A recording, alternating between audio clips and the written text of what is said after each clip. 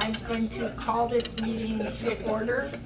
I gave us a couple extra minutes because we showed up a little bit later, but we're going to go ahead and get started as we have another big agenda. So Carissa, can you please do the roll? Chair Joan Jones. Here. Vice Chair Jan Zabriskie. Absent. Committee Member Jan Holland. Here. Alicia Barr. Here. Travis Pribble. Here. Tim Rupert. Here. Corey Caldwell. Here. Jessica Penman. Absent. Stephanie Lavieri. Here. Pam Hobday. Here. Brian Wright is absent. Richard Palente. Here. Jeffrey Manesco. Here. Lisa Wallace. Here. Rolf Godon. Here.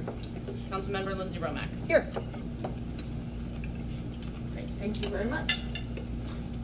Now is time for public comment for items that are not on tonight's agenda. Please state your name for the record. Comments are limited to 3 minutes.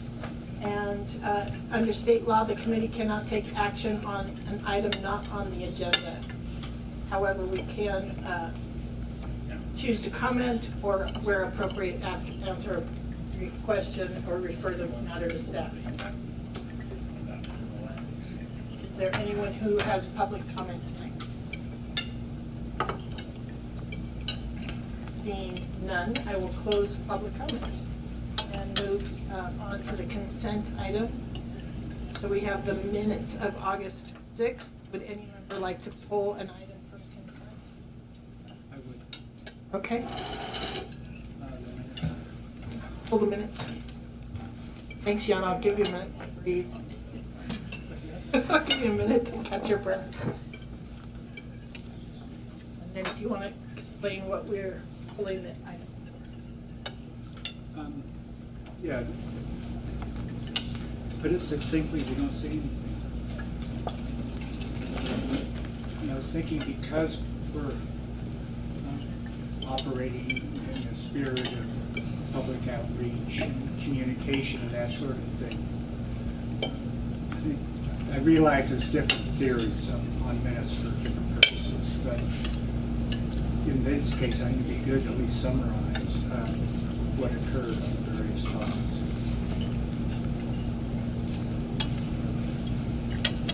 These meetings are recorded, correct? So anybody who wants to dive into the meat can absolutely go back and watch the recording. Are they Right. available for, are they available in the, like, Truckee or on the website? I mean, on the town? Can I go through the minutes to get The minutes don't link recording? directly, but we can update that.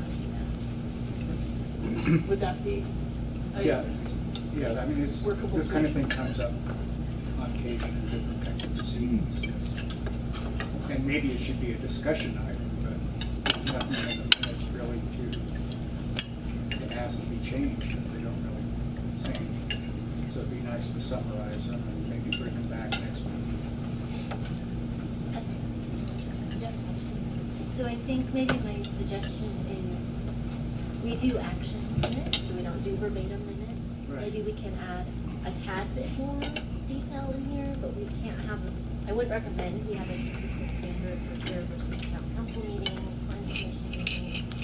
They do have a bit more detail, so that's where we can add some, but if that's a discussion item at the council, I think is to the expectation of staff not doing more detail.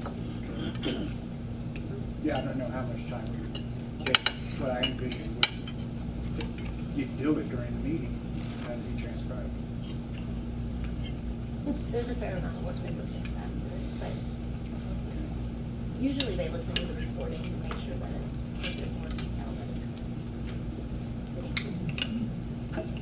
Well, we agree there's no detail in there at all. Right, we'll try to add more and see if that meets your needs for the next time.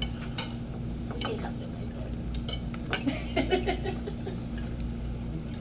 I mean, if it's not too much trouble, I think having links to the material that was presented, if we have it, I don't know if that's public record or if that's, you know, the slideshows, because I think that can also help committee members as well to be able to go back and say, oh, well, I really want to look at that slideshow that we presented in September or August.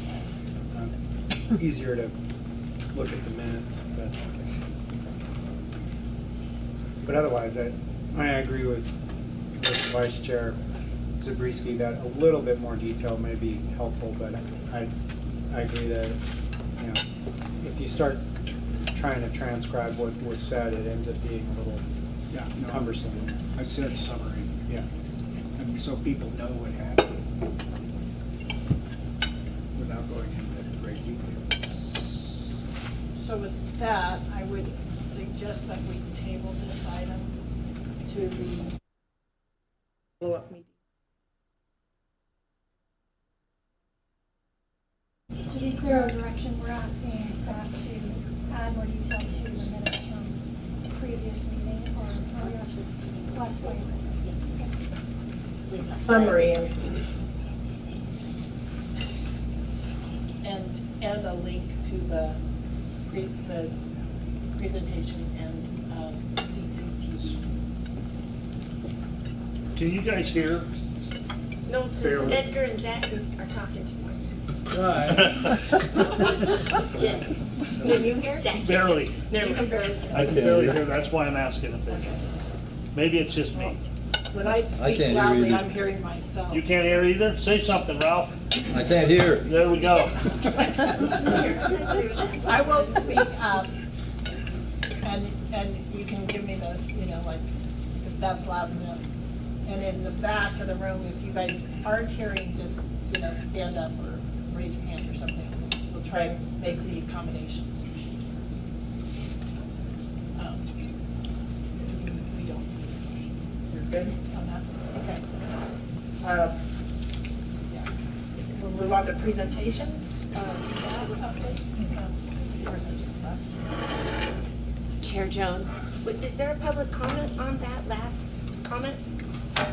Or does that come later? We don't usually do it on consent, but I can take a public comment. I just wanted to add that I absolutely concur with Mr. Zabriskie, Councilmember Zabriskie, and Jan. Just last meeting I watched online, and when everyone breaks into groups, you miss all of that, and then you look for that information, and it's not there. So Jan's idea of links would be great, and that's part of the reason that I come, because looking online isn't enough, and reading the summary or lack thereof after is also not enough information. So I think there could be something needs to be done to make it easier for public to get a good understanding of what's being done here. I think it's very interesting to a lot of people, but it's hard to navigate without, coming from someone who's trying to get out of it. So. Great, thank you. Any other public comment? Seeing none, I'll close public comment. Presentations. Carissa? Staff update, I just have one quick update for everybody. At the very last Truckee Thursdays of the season, I had a little booth set up informing everybody who came around R2SC. So I had some good conversations, but listening to direction from this group, did not ask them for any specific feedback.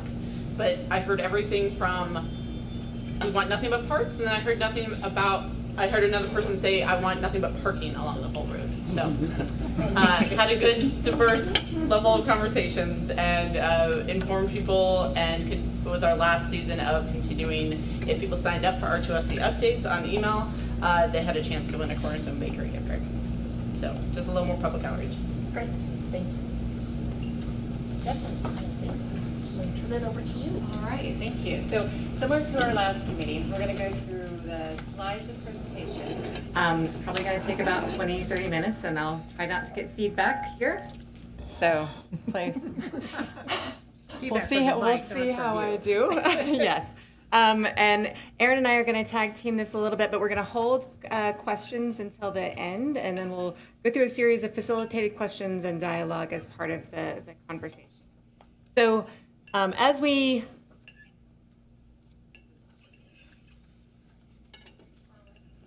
yeah, it doesn't work. I'll have to have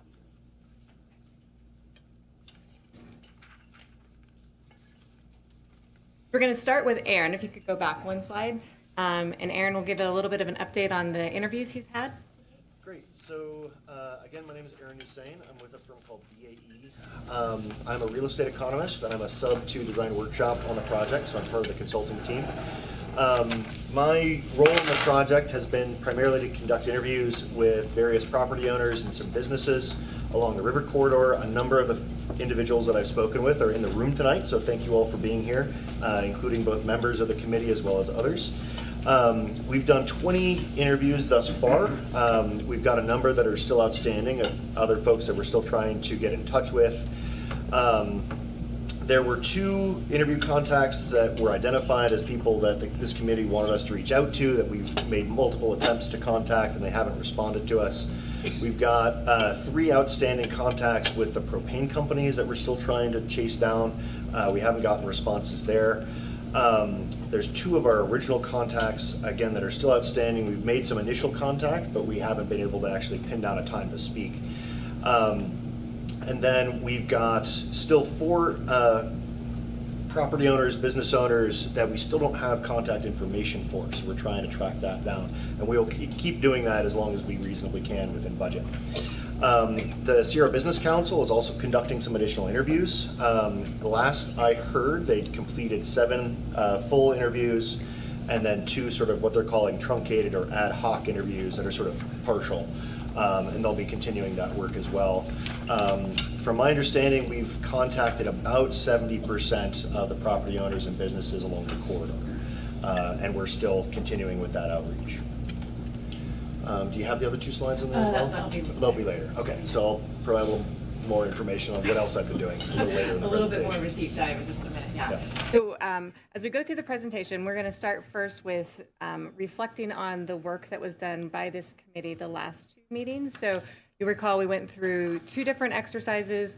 We'll call them sticker exercises, looking at potential land uses throughout the corridor, and then also thinking about West River Street streetscape and alignment location in terms of trying to improve that connectivity and the role of the street as part of being part of this vision. Separate from this, we also have the action teams meetings. So the River Health and Access Action Team in particular has been doing a lot of work, and we're looking forward to having that work merge with this work in the next meeting, or hopefully the next meeting. But what we're going to go through today really is a consolidation of those exercises that this group went through. So it is a vision, but it is the vision that is representative of those elements coming together in terms of the different uses that had been identified, and then also the streetscape alignment. We have started to think about where restoration and linear park pieces might be integrated, but we're, as noted at the bottom of this slide, we're looking forward to the River Health and Access Action Team working through their process to really influence this piece. But we're seeing this as really a core of some of the improvements along the corridor and our project area in terms of really, it is about the river and thinking about restoration overall. Next, we talked about the road alignment, so the West River Street area. This is an enlargement of West River Street, the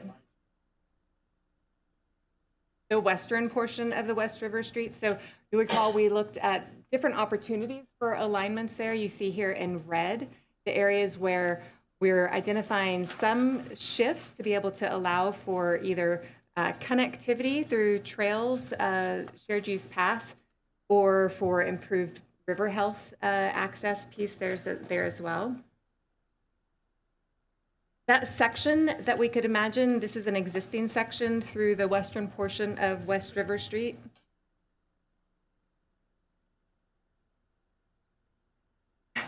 Which is currently a 60-foot right-of-way. So the 2 travel lanes, 12-foot travel lanes, essentially a 5-foot bike path on each, or bike lane on each side, the power line, and then the edge of the right-of-way currently. If we imagine that just improving to be able to have sidewalk connectivity on either side, along with having some streetscape buffer. And then when we talked as part of the committee, being able to have, accommodate the improvements to this section of West River Street that would allow for turn pockets, which could be a center turn lane, it could be turn pockets on either side, but either way there might be an addition of, some additional travel lane that at times could also be landscape. That could be, part of a traffic calming element in terms of thinking about this section of river.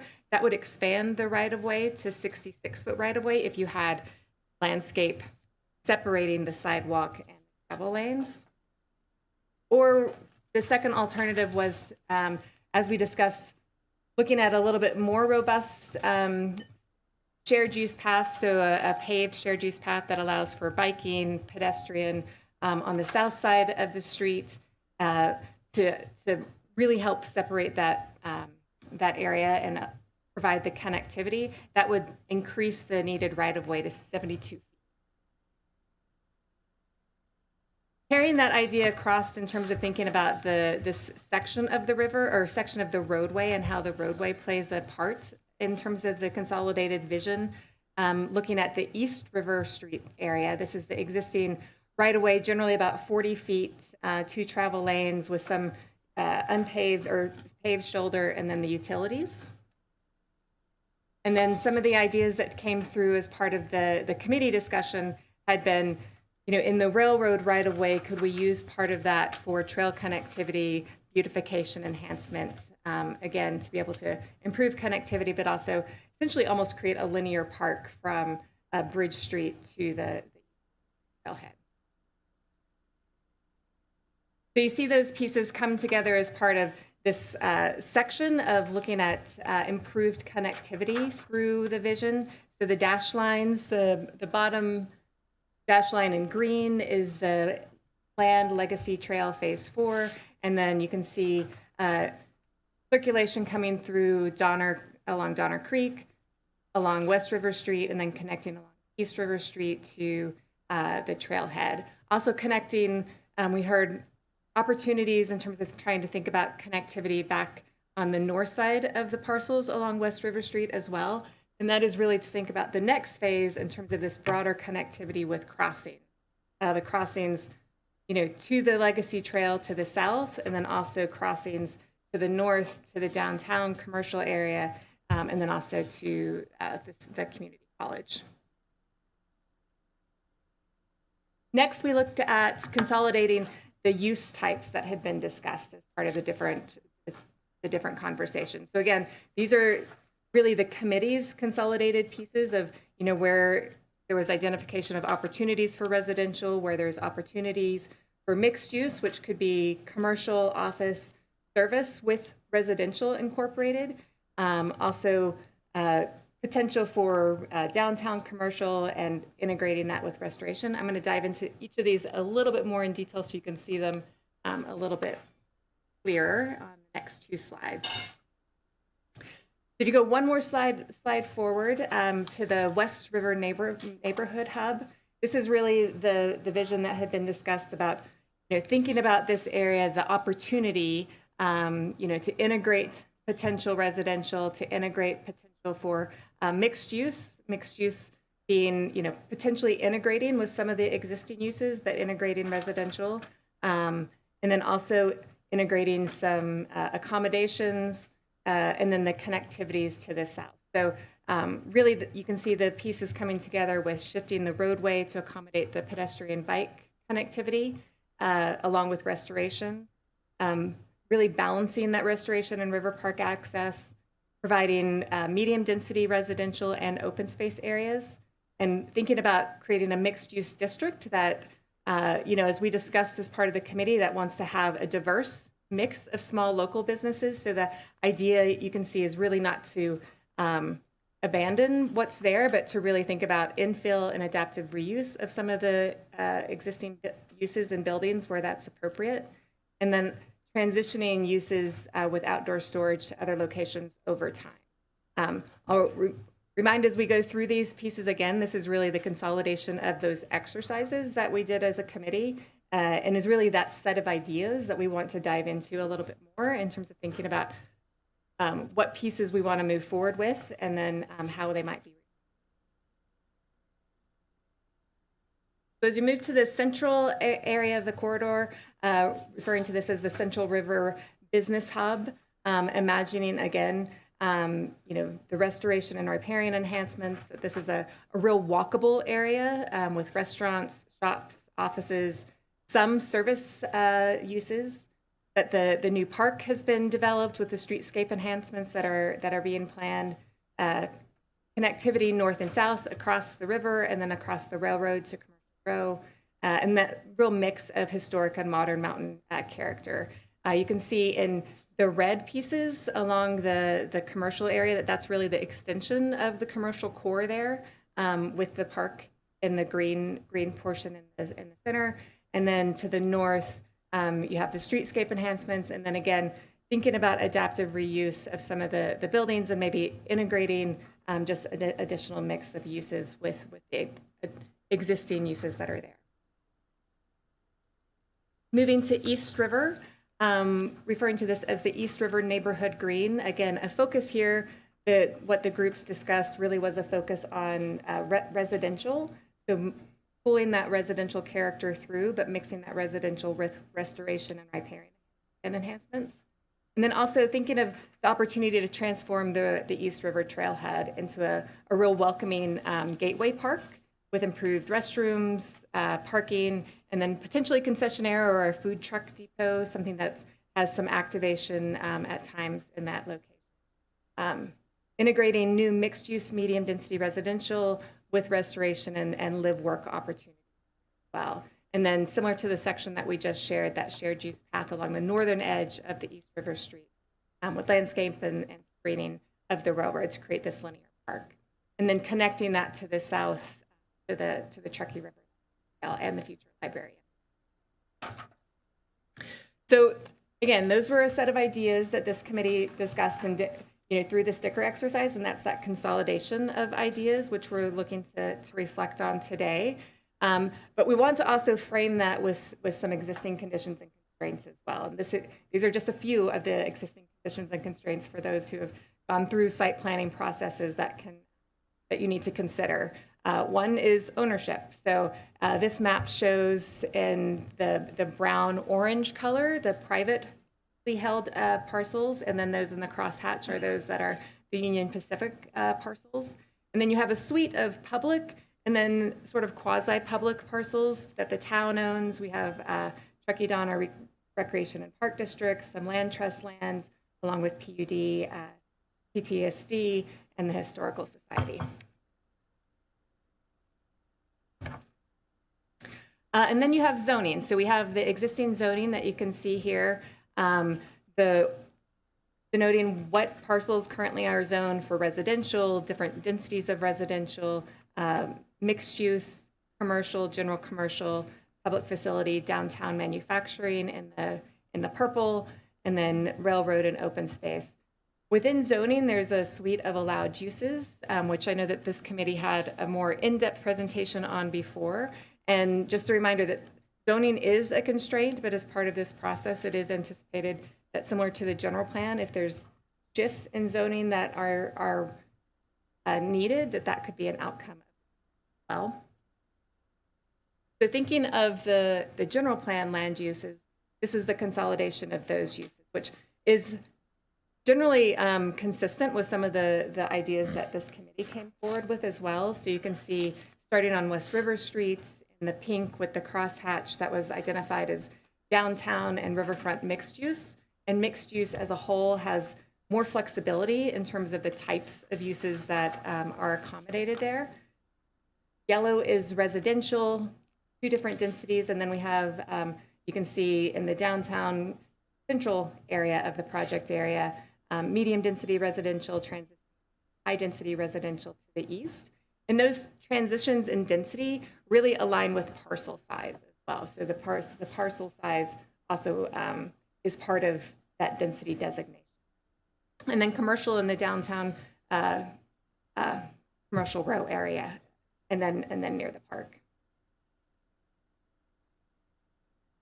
One of the other elements that is important for us to consider, and Jeff can give me a primer on airport land use compatibility, but this is a map of the airport land use compatibility chart. For the most part, those departure zones, the compatibility zones, really only come into play in the easternmost portion of the study area, those areas that are more in the sort of pinkish color, and then the green colors, the inner approach and departure zone, and then the outer approach departure zones, which in terms of thinking about those constraints, it's really about the densities for residential areas. But there is a note that if a parcel is identified as mixed use development, that it's treated as non-residential, so that use, give me the nuance of that, Jeff, doesn't apply.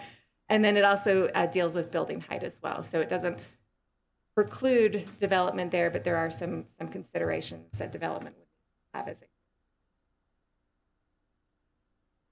The next consideration to look at is the floodplain.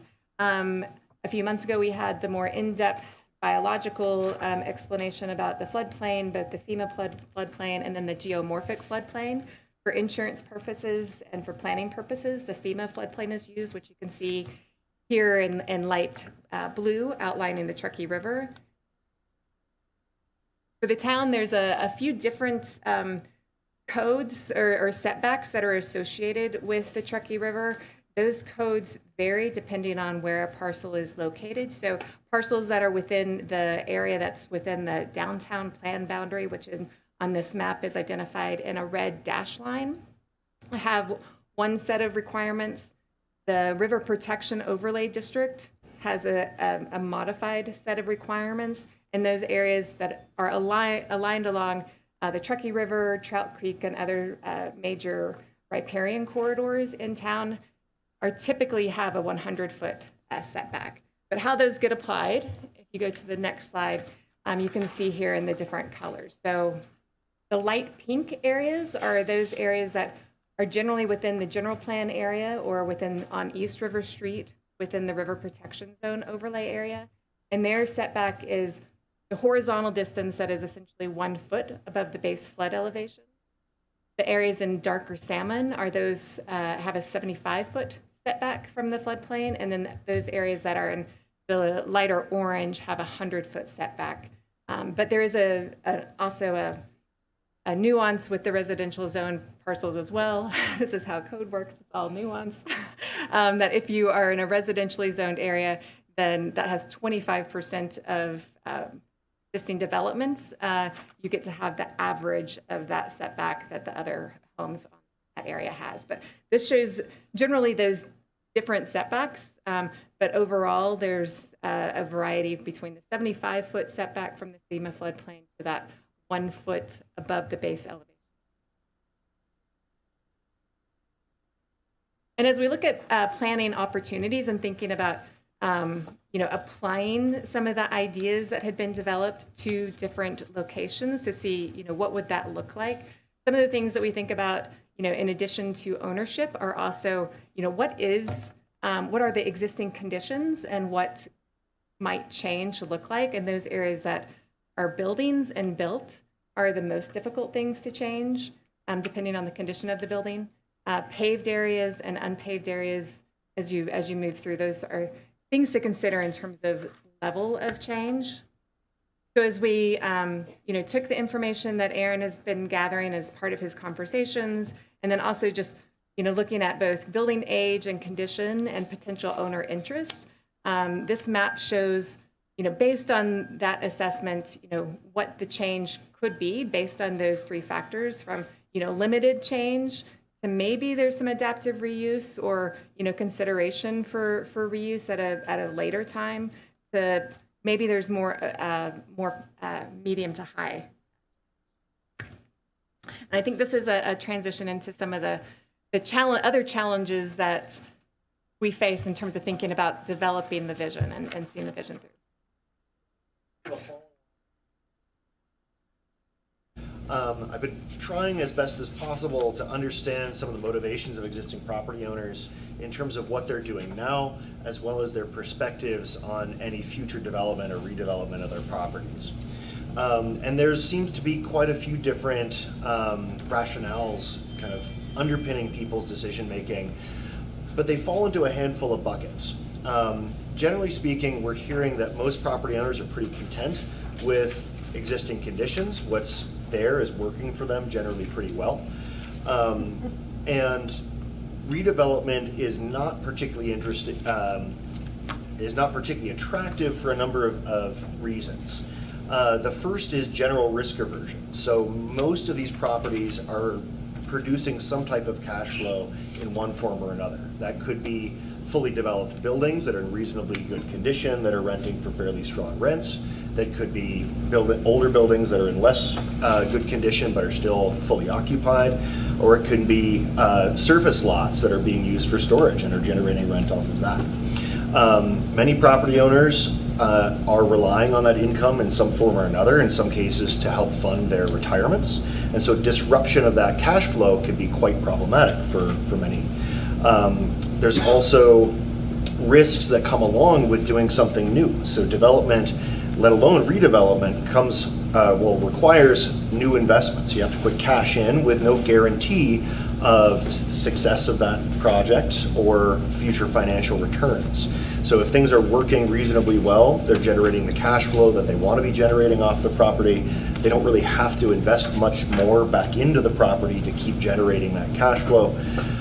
So it creates sort of a status quo condition and fairly strong reasons to maintain that. We've spoken with some property owners as well that have just some practical issues with pursuing redevelopment. For example, there's cases where a property was passed down from the original owner to multiple heirs. And so getting consensus among the ownership group about what the vision is for the property, about the practicalities of how a property might be subdivided or what might be done can be quite difficult. And so that can be just another kind of practical constraint to doing something different.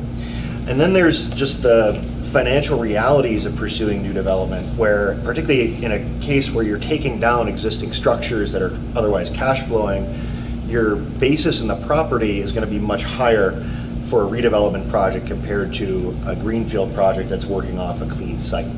And that's because you've got to capture and account for the existing economic value of those improvements and the cash flow that they're throwing off. So in order to illustrate that, we've put together a preliminary pro forma. We're still refining a little bit, so we don't have actual numbers in the presentation today.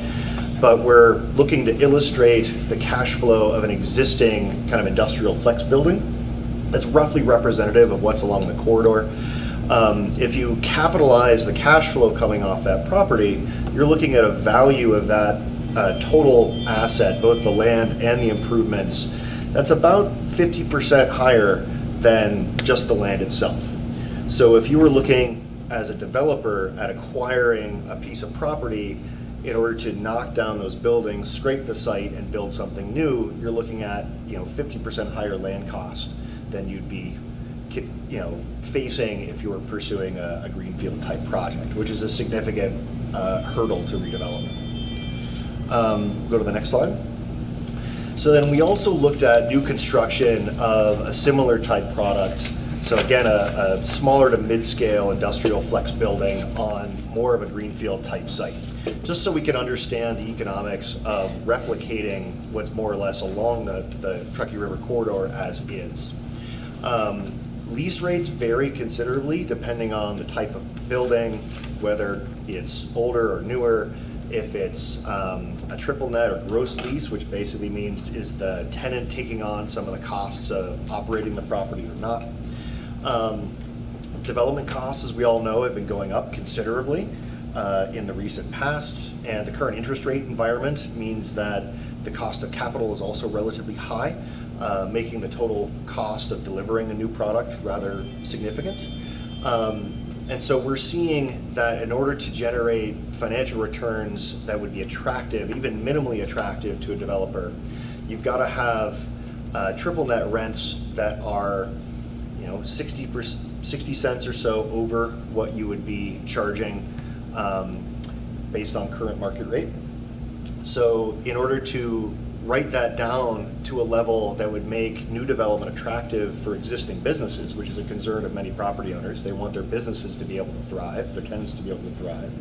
And in order to make a new space attractive to those users that are generally price sensitive, you'd have to write down the effective rent on new construction by a fairly significant margin.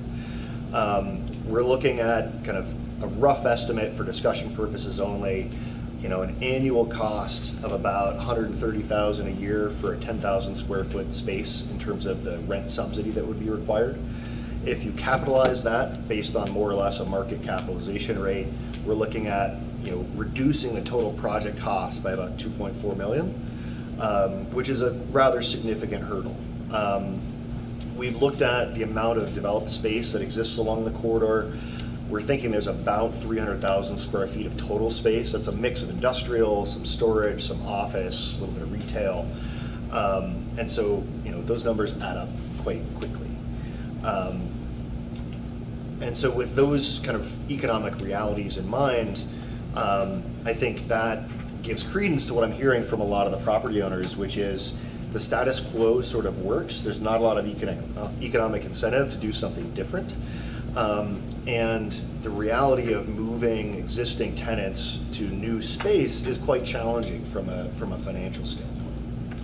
And so part of what Stephanie and her team and I have discussed, along with the Economic Vitality Action Team, is looking for opportunities to help existing property owners kind of continue doing what they're doing, look for opportunities to kind of open up new areas for development. So some of the underutilized properties that have, a different ratio of undeveloped land to improvements, where you have room to add some more structures and do something slightly different, kind of clear the path for that.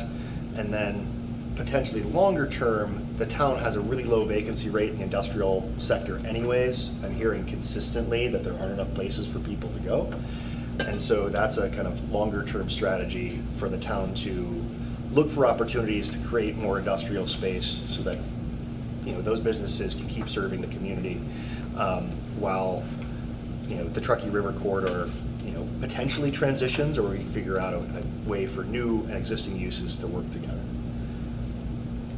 Thanks, Aaron. So thinking through this, so we have this consolidated, vision, or the consolidated use exercise, and also connectivity.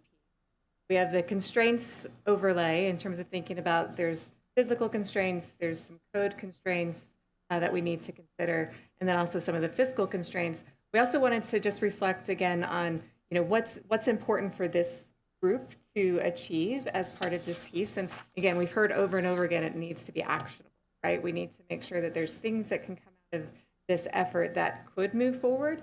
So as part of those actionable steps, through the conversations with property owners, we also wanted to think about, what could some short-term, that vision plan with the colors on it, that is potentially long-term future, right? And it's also could take different shapes and forms in the future, and it's a set of ideas. But what ideas might we be able to think in terms of a little bit more tangible? And one of those had been that idea of, what could the West River and East River Street could be? What might be able to move forward with some of those connectivity and just the beautification of the street and improving the bike connectivity and the pedestrian connectivity, and shifting the road in certain sections away from the river to be able to allow for that improved river health. We also connected with some property owners who were, that was a section. We also connected with some property owners in terms of thinking about, what site plan, if we took those different uses that the group had identified and started to think about how they might relate to the site themselves. Here, shown in white, are all the existing buildings and existing uses, which are staying in place in this site plan, are not changing. And the pink are potential adaptive reuse, mixed use, and then yellow with residential. So an idea to be able to think about, in this area as the river shifts, that you have, as you come from the west, the road has shifted slightly, and you have a river park with restoration, improved river access at this location with mixed use infill, some adaptive reuse and infill, along with residential along the riverfront area, and then improved connectivity and a crossing to the future phase 4 of the Legacy Trail. Also shown within this is the extension of the River Park Place roadway. So allowing for some internal circulation for improved vehicular circulation and being able to use some shared parking in this. Our next area is the central area, which this is really representative of the projects that the town has already invested in moving forward. So the streetscape and parking improvements being completed, the park being completed with the new restaurants and shops associated with that, and then potentially the cottages renovation or the redevelopment has been identified in that area moving forward. And then as we move to the eastern portion of the corridor, again, thinking about envisioning a new enhanced trailhead at this location where parking is enhanced, you have space in a new park, improved park facilities where you have some restrooms, space to be able to enjoy the open space, and then improved access along the river. Important here is that there is an opportunity from our hydrologic and biological staff, team members from Balance and Catherine, that there is opportunity to remove fill in this area and to have improved restoration.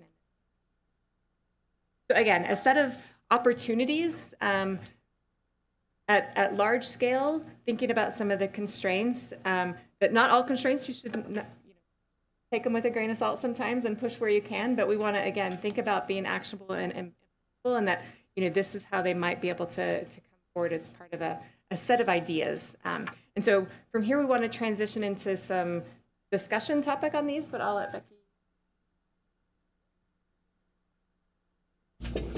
So I'll have Madison pull up our Minty questions, because this is a large group and it is some meaty topics. We are going to first go through some questions, so just like to get some teasers and understand some ideas from you first, and then we can dive into some discussion related to these topics. And we have opportunities for both the R2SC to provide comment through Minty, and then also the public as well. So first seeing the public's code. So if our public can scan the QR code, if you'd like to share any ideas through Minty, please use this code.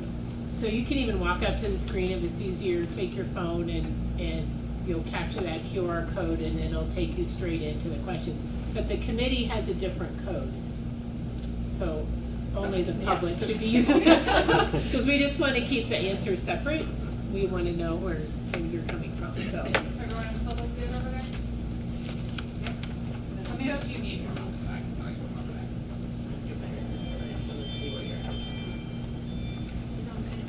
Okay, and then you all, and like I said, if it's easier to get a little closer to the screen, please feel free to do that.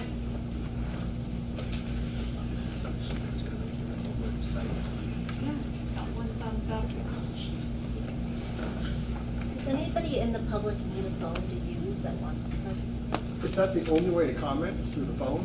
You can't stand up and make a comment? We'll do that after this, just to get some. This is to record feedback. So you need And to go the back to the, questions. you need to go back to the public one for Go back to this the gentleman. Yep. That's public.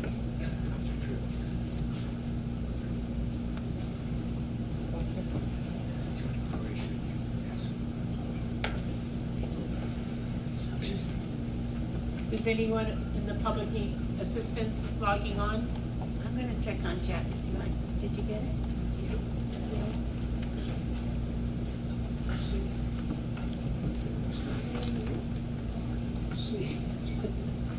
Did we do our scan? There's this committee one again?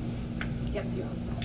And if the committee's logged in and you press the thumbs up, then we know you're good. And you should get a little arrow that says you're all set with a green arrow.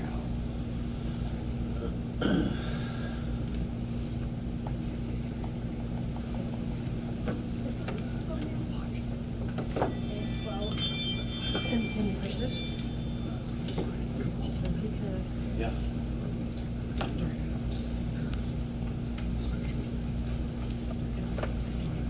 All right, everybody in? Yep. Okay, we'll go. So our first question that we'd like to discuss, but we'd like to get first your thoughts through Minty is, what does it take for the vision to be implementable or for this plan to be actionable? So you have to think about that consolidated set of ideas. What would it take? Yeah, so it's an open-ended question. We didn't want to plant ideas in your mind, but you know, what we've heard, and you all been very clear about, is we're going to make sure that this plan gets done. So what is it that needs to, you know, what will it take for this vision to be implemented? There's all kinds of different ways you could answer that, so that's okay.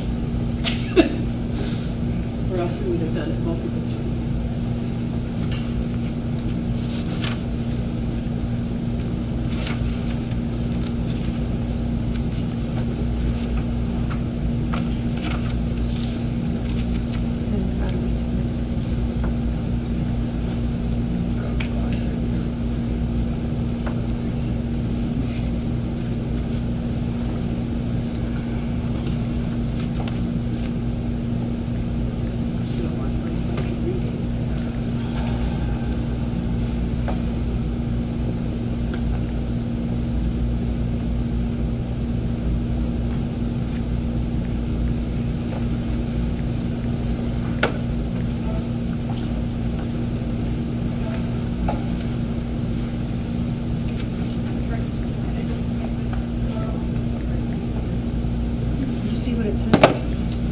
I'll read it for everybody.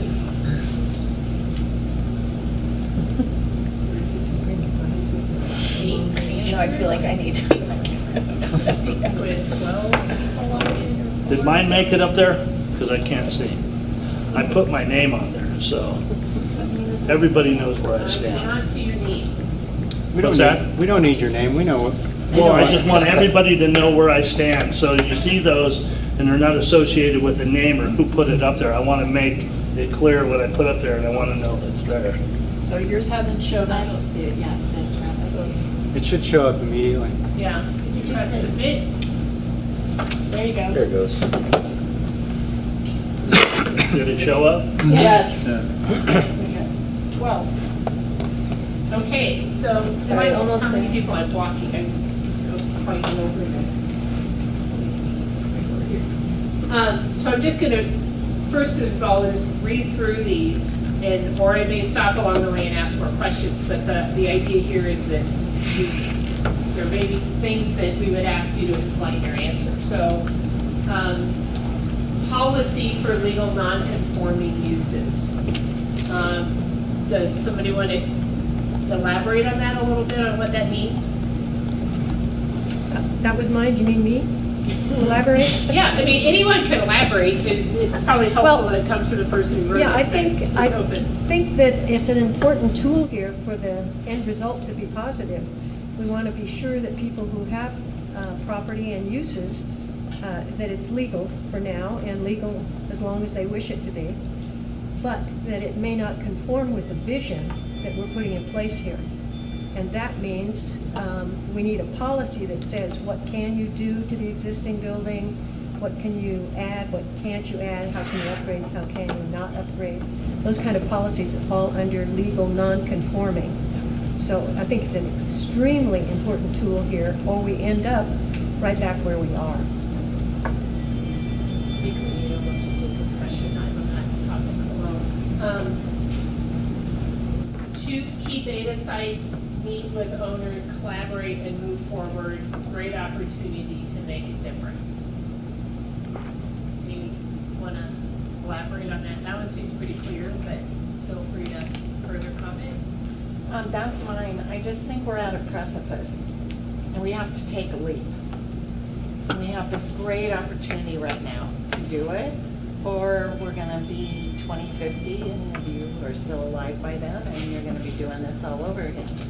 And I really think there's so much good work that's been done and is happening, and we just need to move. Is this only comment up the tables? Right now. Actual steps that can happen in the short, medium, and long term. That one seems pretty clear. going to move on unless someone really helps to elaborate. We need to find an agreement with the property owners to change the use of their properties. It doesn't seem as if they currently have that. We need to find an agreement with the property owners to change the use of their properties. Doesn't seem like we currently have that. Any other discussion on that?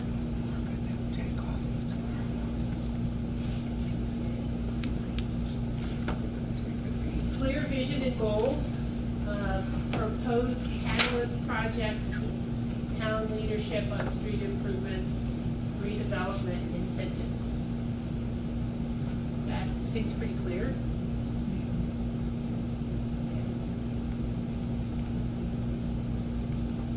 Flexible TOT, planning, zoning, creative incentives for land business owners, start small TOT investment in infrastructure, roads, bridge. Anybody want to explain that a little bit? TOT is town of Truckee, was my comment. Okay. So I think it's important to start small, pick some catalyst sites or, you know, whether, I'll talk about it with the economic vitality action team update. I think it's important to start small and there has to be some flexibility. So I don't know that we're going to have one blanket policy set rollout that's going to be the silver bullet for everything.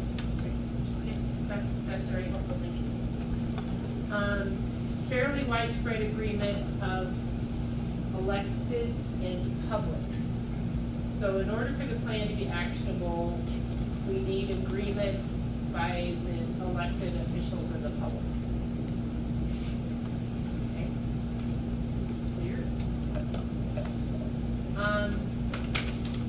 What does it take? It takes time, carrots, sticks, flexibility of desired outcome, government commitment for large infrastructure projects. I think we're starting to see a few key themes arise here. Travis would like to ask the property owners what they want, and nobody should be making decisions on anyone's private property. So it starts with the property owners. I think that's very clear. Anything you want to add to that? Well, no, that's pretty plain and simple. We shouldn't be, none of us should be making decisions for people's private property, period. And I know the grand vision, what everybody wants, but it starts with those, I don't know how many property owners are there? Those people should be first and foremost. All of this stuff here is great, but without what we need to know what they want, the property owners. A lot of them that I know, they want to be left alone. Yeah, and I think, Aaron gave a summary because people don't want to individually be recognized or identified, but I think that was a very common theme in the conversations that Aaron had. So I don't know if you want to. Yeah, that's true.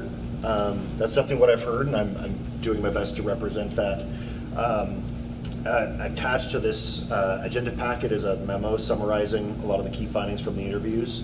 That's a big theme. People are pretty happy doing what they are doing now. And my preliminary kind of recommendation to the Economic Vitality Committee is that we, as a near-term goal, look for opportunities with property owners who are interested in doing something and try and help facilitate them doing that. And if people are content with the way things are, basically accepting that to a large extent. Maybe there's some opportunities in the medium, longer term to do some improvements. Maybe it's streetscape, maybe it's an incentive program for facade improvement so that new development and these existing legacy uses play better together. But I think there's a lot of strategies there that can be rolled into this plan. So. Yeah, I'll add on to that too. The diagram again that you saw at the beginning of the consolidated exercise, the vision exercise, which consolidated those ideas for different uses. As we think about that being applied to location, we were really thoughtful about, building on the work that Erin has done and really want to be able to connect back those ideas with property owners. So that's why the only site plan exercises that you saw were ones that we talked with the property owner and they said, yes, you can show something today. But for each that. time So- we have one of these meetings, we go through here and there's these properties and a lot of them, we're making decisions. We're just looking at a picture. There's no, Barry Hinckley here. There's no, you can't even see or know where you're at on the map, really, because there's no landmarks on here. It's just a bunch of drawings and you're like, okay, well, where is this? And you pull out your thing and you try to figure it out. That's frustrating. Yeah, we can do a better job of labeling things in the future because these parcels are real parcels. They are with property owners who gave us permission to think about what a different site plan would be on their land. And so these are real parcels and we can help orient that better in the future. And I would just add, Travis, the property owners have seen those. That was the permission that was given. That's great. That's what Carissa told me. They're on there. But you're asking me to look at this and make a decision on this, and I don't even know where it is. I don't even know what this building is, where it's at on the river, so there has to be a little definition in there. On what you found with the property owners, I don't know if you talked with the people, and there's more than one owner of the historic junk there by the park. And those people, I've talked to them over time living right down the street, they would love nothing better than to do something, but they can't because of rigid historical designations, which, so I think there could be, here's people who are motivated. Right. They can't afford to do it because of all the layers of bureaucracy involved with historic buildings. And I think there needs to be some real new looking at historic designation, and that could make a huge difference whether it's an A, B, C designated thing. And that's a place where I think we have motivated developers there who just want to sell it to get the hell out of Dodge, to be quite frank. And if there was the flexibility by the town historic society to re-look at some of those designations and how can we make that work economically to redevelop that whole set of historic buildings there. Yeah, it's a great comment. We've heard similar narratives from some of those property owners. And Travis, coming back to your comment here, I think it's a good one for this particular question, which is what makes this plan implementable, which is buy-in from property owners, particularly property owners that are interested in doing something, and making sure that that's getting appropriately recognized, because that'll make it actionable. It's again, sort of trying to clear the way for people that want to do new things and helping facilitate that. And then for the people that are content doing what they're doing, well, they're going to continue doing that. And that's inherent to a lot of these plans is, the people that can do things are the property owners generally. And if they aren't bought in, then it's not as implementable. So that kind of leads into another one of these answers, which is broad community support, money, and a plan that is financially attractive to the land and business owners. Town action in streamlining development options, prioritize public property development. There's one answer that's funding and individuals impacted buy-in. Similar theme. And then money and broad community support for an unambiguous action plan. Also a plan that can be implemented in stages. A commitment from the town to invest in improvements for environmental protection, beautification, and facilitating property owners' needs. flexible zoning to allow upgrades of existing uses.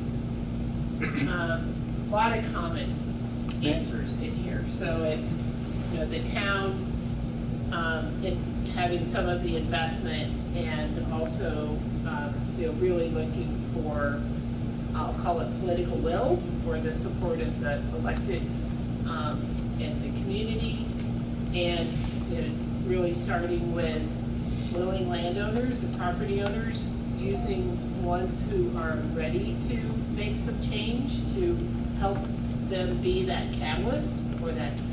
And,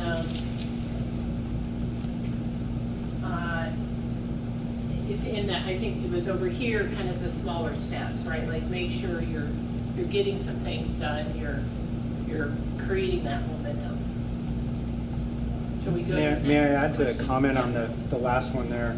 I added the flexible zoning because we, as a property owners, we've experienced the frustration of coming to town with a plan that would, everyone here would be like, that's exactly what we want, but the zoning is not flexible enough to accommodate that. Or, you know, we need zoning. I mean, as much as we'd love to see quote unquote industrial uses move somewhere else, that's not the reality of the situation that we've got there.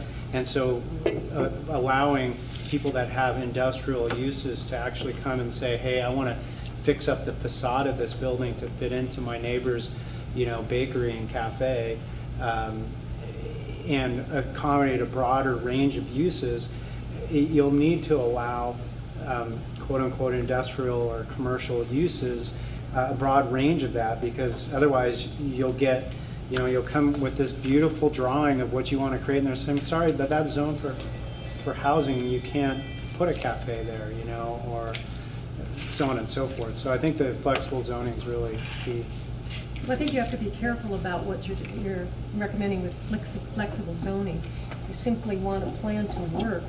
We want to upgrade the river corridor. You have to have zoning that sometimes restricts certain uses because they're not going to be compatible with housing, neighborhoods, certain types of upgraded commercial or uses. So the idea is to have a plan that fits together.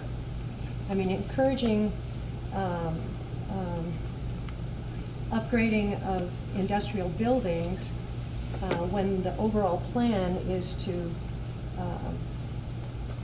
have more uses that really phase industrial out of those areas, to me doesn't make sense to be that flexible. You have to have a plan that works and that allows certainty for investment.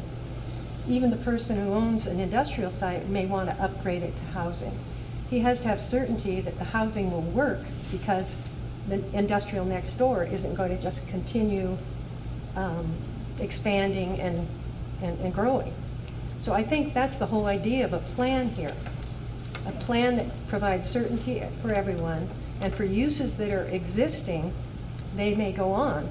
They can go on and on under a plan until they want to change to upgrade. We've certainly seen that. I do want to go to the next question. We've certainly seen success with, I'll call, flexible zoning with guardrails. Mm-hmm. So That's what I'm suggesting. Not, you know, not unlimited flexibility, but oh, got it. Okay. it can't be so specific that, hey, I want 30 units of housing here and nothing else. Well, nothing that's being proposed is terribly restricted. It's, in my reading of it, it's quite flexible. Yeah. So we're going to do a little tag team. I'm going to read off the public comments that were given through Nancy on this question. We're still going to hold public comment until after the full item is done, but just so we embed this as part of our thinking for the conversation with the R2SC. So the responses to this question for the public was, start with one small, high-impact project and deliver a successful outcome in a short period of time, 1 to 2 years. Improve one parcel and others may follow suit, question mark, so similar idea. Funds and commitment from the town to purchase industrialized parcels, question mark. Willing business and landowners and blighted residential units. Funds from agencies, counties to accomplish the end goal. Having target dates But they can be sectional, one aspect at a time, clear and simple language. Begin presenting the options to property owners, move forward from questioning phase, similar to the comments that we've had here in terms of bringing the ideas to property owners. Pilot one project and achieve progress within a short time frame, 1 to 2 years. Demonstrate this as an example for longer, medium, and long term, so similar to the other ideas of potentially thinking about a catalyst project that can then launch forward. So we'll again circle back through this with some of the public. Pretty similar. Okay, committee. Next question should be showing up on your phone. What are the 3 largest hurdles to achieving the vision? And I'll say up to 3, like don't be forced to say 3, but you have up to 3. So what are the 3 largest hurdles?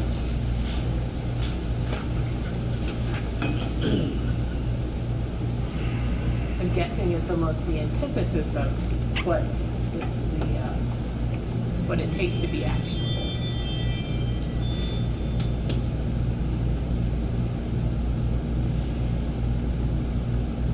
How do I get on that thing again? If you go to menti.com, and then there's I'll ask you for a number,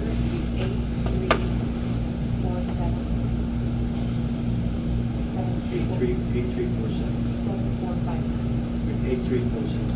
and then 7459.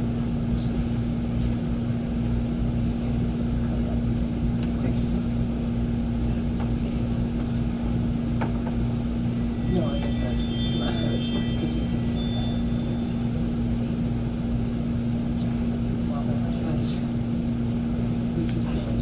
Looks like it overlaps on my screen.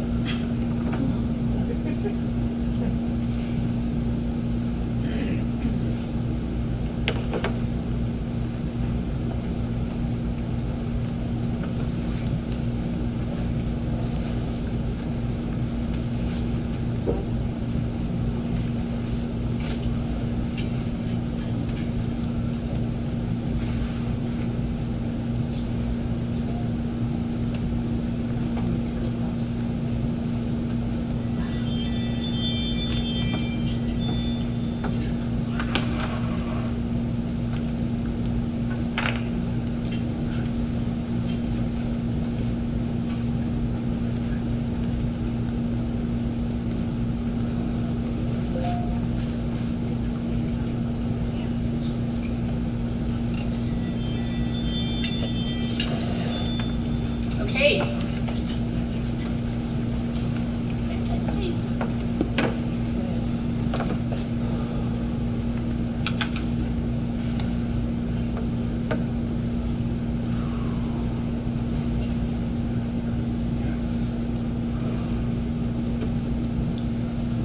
Okay, so hurdles to achieving the vision. Property owner buy-in and funding incentives, planning and zoning, willingness to take risks, investment in infrastructure. A hurdle is suitable redevelopment locations, lack of clarity in vision, lack of funding, and commitment from county staff and elected leaders. Making sure to increase and not decrease current property values and uses. Valuation of land for reimbursement that town will be taking from property owners. Not enough places for the existing businesses to go. Businesses are pretty content as is, and then there's a cost of new construction. Consensus on the plan and funding. Reducing financial uncertainty for landowners and businesses reluctant to change.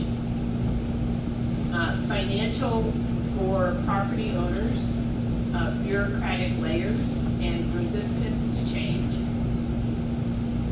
Overly cumbersome processes through the town. Miscommunication to the public of what's actually going on. Overcoming the fear of change, the town council not supporting the committee's recommendations. giving property owners ideas to enhance revenue streams, including incentives, agreeing on a common vision, implementing zoning standards for vision, defining allowable uses within zoning types, too rigid of a vision or plan, obtaining the funding for more open space, environmental restoration and enhancement, obtaining the private and government funding needed to redevelop. And that's it. So those finance, thought about either financing development or providing incentives or making sure that landowners stay whole at both very least. Okay, go to the public comment on that one. Yeah, so the comments here are similar, funding, focusing on the right high-impact activities for the public and the town. Progress while protecting what matters, and that means the environment, private property and business owners, small town historic restoration. That there's long-standing family legacy properties in place currently, the zoning and funding hurdles, that residents still need the businesses that are operating along the river, for example, getting our vehicles repaired, and discussion without deadlines for actions, surveying public and property owners, time to present to public, relocation sites that are comparable. Some comment on these again? Yeah. Okay, next question for the committee. So kind of what you saw today in the consolidation of the input that you all gave over the last 2 months, what is most appealing to you? So what components of this vision that you've seen in this package is most appealing to you?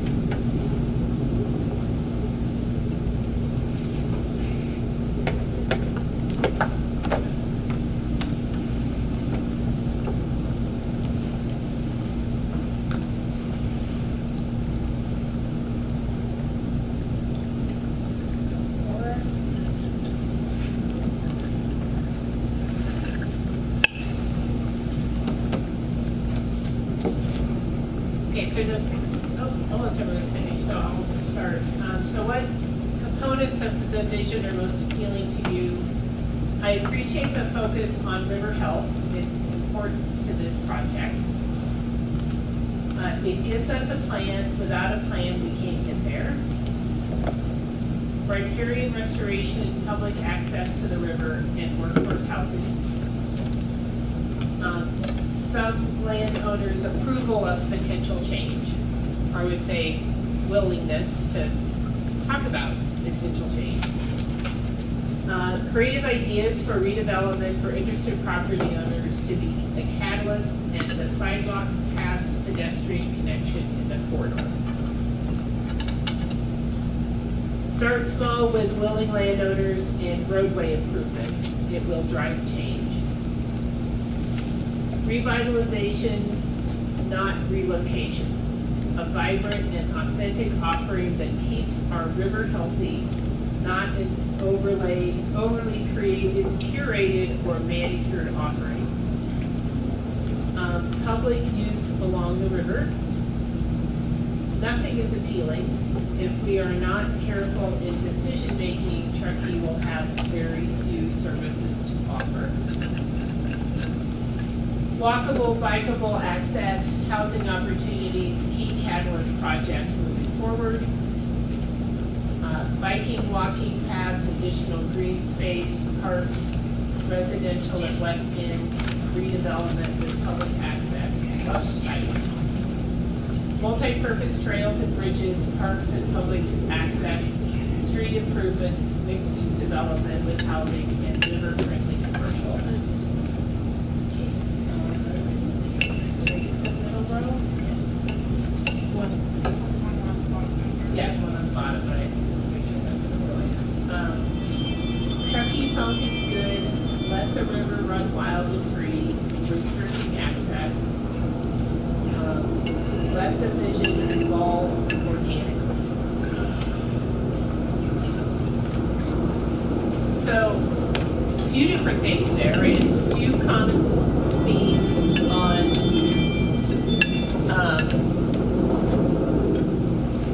streetscape improvements and working with smaller working with landowners who are willing and kind of ready to do something different with their property. River health was very important. Overall, commonality with river access, but not everyone, right? Some people are saying, well, you need to limit the access.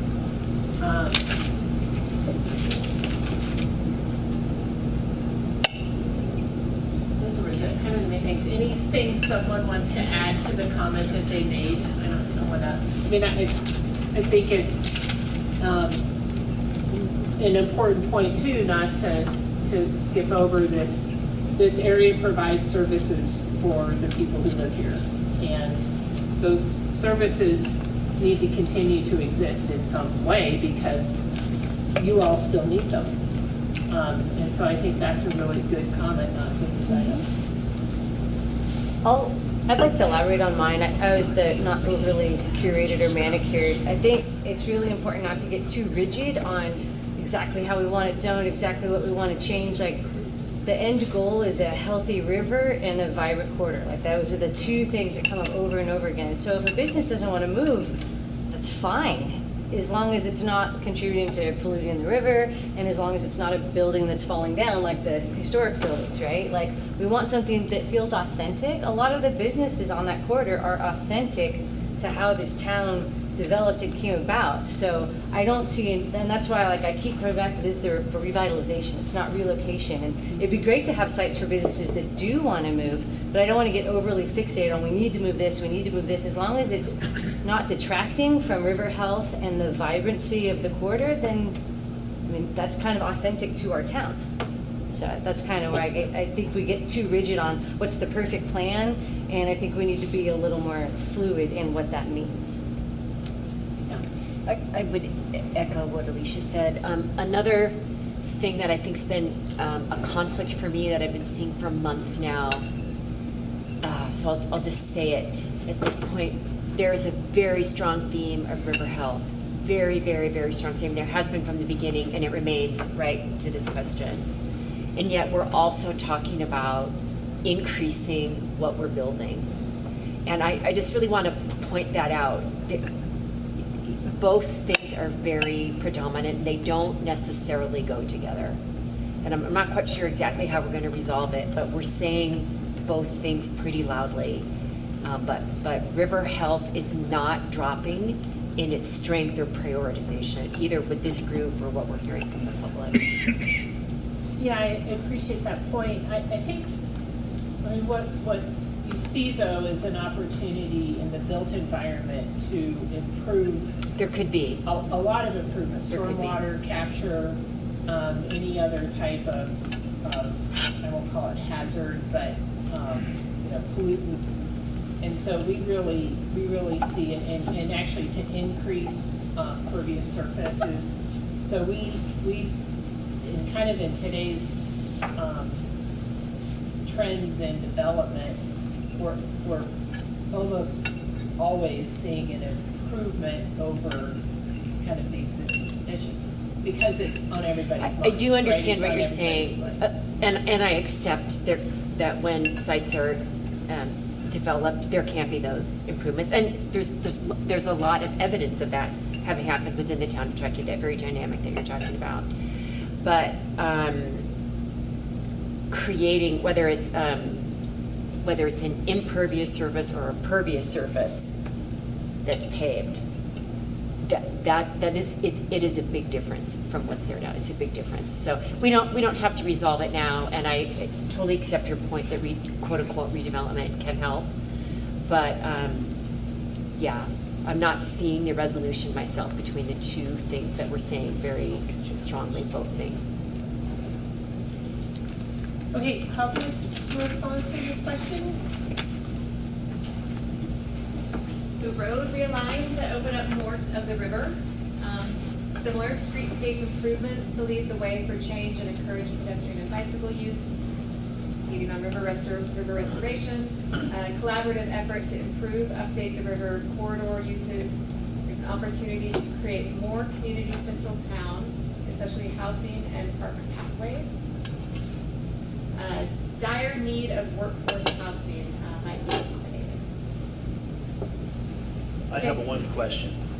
Is there any devices, because this gentleman here does not have a device, and all of these things that he was asking if he could make a comment on, his comments are not being heard. Looks like they all have phones, but he doesn't have a phone. If I had a phone, I couldn't make it literate for you. Right, I do have a phone, but I do appreciate his comment, because there's a lot of comments I'd like to be made, and I'm being isolated out of if he it wanted a phone. by a Okay. technological barrier. So I really appreciate But I his. appreciate you. I'm just, I know that he's like wanting to weigh in on Yeah, these, And and we're gonna do that. what's that? I said he'll get a chance for sure. So Madison, we're gonna skip the next question and just go to the last one.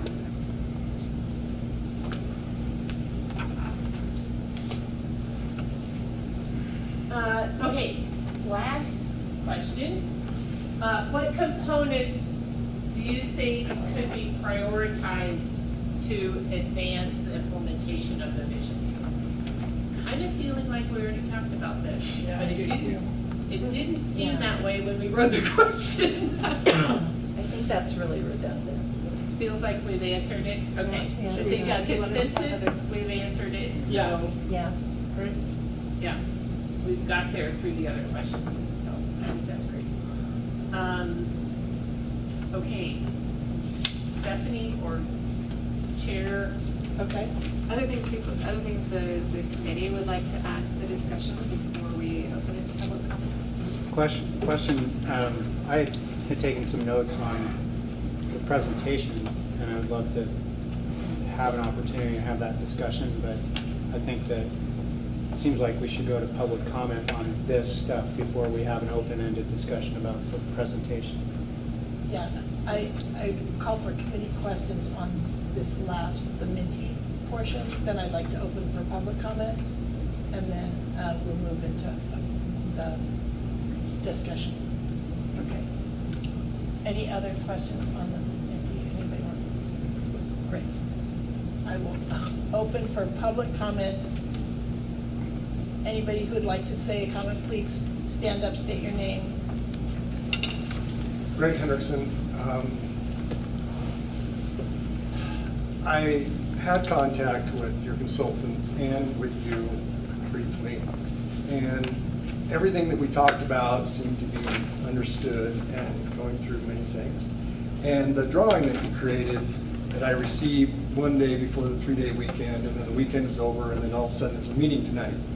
I most likely would have been out of town and not being able to respond and be a part of it. It's extremely short-term ability to have any response. And the only thing I could see was on my phone on the boat in the sun as to what this was all about until I got back, whatever. So quite a bit of pressure on me to be able to come up with anything reasonable and rational to say on this. And the main point is that all of what we discussed was 100% oppositely put down on paper. That's why you didn't get my permission to add that section as some sort of approval.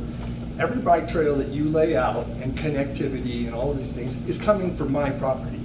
It is a swath, thousands of feet long, that is taking my property. And there you go. Now it's all public access and it's stolen from me. Nobody seems to be concerned about that at all.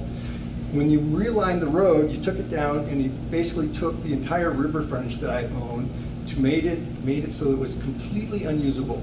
So that usable for you, because you can put a bike trail through there and you can add a bunch of parking and you can do all this stuff, but it annihilated any of my value or my use of that property. So every bike trail that you add goes to his concern that, oh, by the way, if you have to rebuild new, you got to add 60% on top of these millions of dollars that it takes to make this project work. Now you throw a bicycle trail right through there and steal out another 20% of the land that you can't use, that you can't put parking on, and that you have to handle this kind of stuff. Just makes it 60, 70, 80, maybe 100% more to make a new project viable. In all of the years that our family, we've owned that property, 40 acres or so down there. It's now around 20 acres. We've been crippled by planning and weaponization of planning. When you had industrial property, you used to be able to do anything on it. Every county in California, when you had industrial, you could put housing because you could have a manager living there. You could have somebody handling, watching the property. You could have a 7-Eleven there so people didn't have to drive across town to go get some lunch. You could put everything on there. We proposed any of that? No. You don't get any of the lower section of industrial property. You can't have a 7-Eleven. You can't have an office. You can't have any of this stuff. It's industrial only. If it's not industrial, you don't get it. People would come and ask about a project on our property years and years. They'd go to the town. The town would, no, we're not going to allow it there. We don't want you competing with the downtown zone.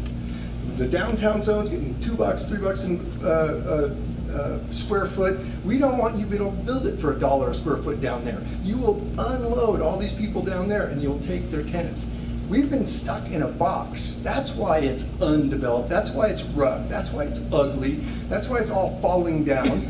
Because we have been stuck in a box for my entire life. We haven't been able to alter these conditions and solve these hurdles that the town has stuck in front of us. It isn't that we've neglected it and didn't want to do this, didn't want to do that.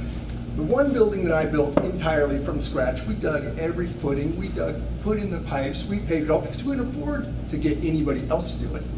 That building, the moment I finished it and it was 100% occupied, I was going to build another one. Tony Lashbrook told me, I'll never approve you building another one. You've got to rock face it, you've got to shine it up, you've got to make it twice as expensive as that one that you built before we will approve it.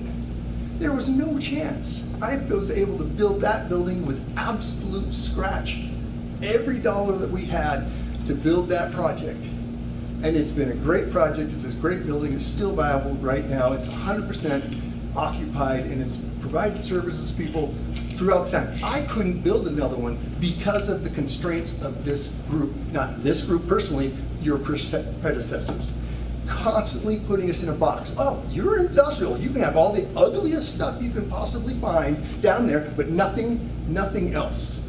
I almost lost Caltrans, that was the one construction field office down there. They almost said, no, you can't have them. I had them for 10 years because they had to say, well, we're handling all these jobs out there. And the moment the job went away on Highway 80, basically it's like, okay, we're gonna throw them out now. You're gonna lose your $20,000 a month client because we're gonna throw them out now because they're not running a construction place anymore. They're gonna be an office. Office is not allowed for you. You don't get an office. You're only industrial. You get the auto parts places, you get the auto rebuild places, that's all you get. So time and time, I've had clients come to me and go, you know, I wanted to rent down there, we wanted to do a project down there, can't do it. I had quite a few very rich people, 300 million, $500 million people, come and go, we'd like some of your property. And I'm like, that's great. You can buy this, take this whole section, you can revitalize. Oh, no, I only want an acre. They could buy all of it with petty cash. And they didn't want it. They wanted 1 little acre to do their little project. There's no way I could subdivide out that acre and break it down and give it to them. No chance. There was no way that I could meet all of those hurdles and get through all that. And plus it wouldn't help that. They'd have this one beautiful little spot in 1 acre. And we still have 40 more acres that it may or may not have fit in very well with. But we've been crippled and manacled by planning and zonings that have tied up that property for my entire life. And then people sit there and go, oh, that's so ugly. We ought to get rid of that. This is ugly. This is horrible. Oh, and we ought to add bike trails. 4 bike trails through my property. 4. 1 on the road, widen the road to 75. You guys only have a 40-foot right-of-way through there. I own all of it. I own from the center line of the Truckee River to the center line of West River. I own from the center line of West River to the railroad property. You got a 40-foot little easement in there. Well, let's widen that to 60, let's widen that to 70, let's add some more bike trails, let's take all that property. That makes it impossible to make the numbers work out, that you can restrict and make so much open space and so much extra stuff and overhead on that property that you can't build it and make any sense at all in today's environment. Today's environment of construction is not high, it's insane. To hire it out to somebody to go, here, there's a spot, build me a 20,000 square foot building and I'll rent it out. I'd have to pay $5 a square foot to the new tenants. And it would take years to make it come out. And the more land you take from me and the more you cut out there, and oh, we'd like a park here, we'd like an extra park here, oh, it's all on my dirt. Another big green spot here, and another big spot over there.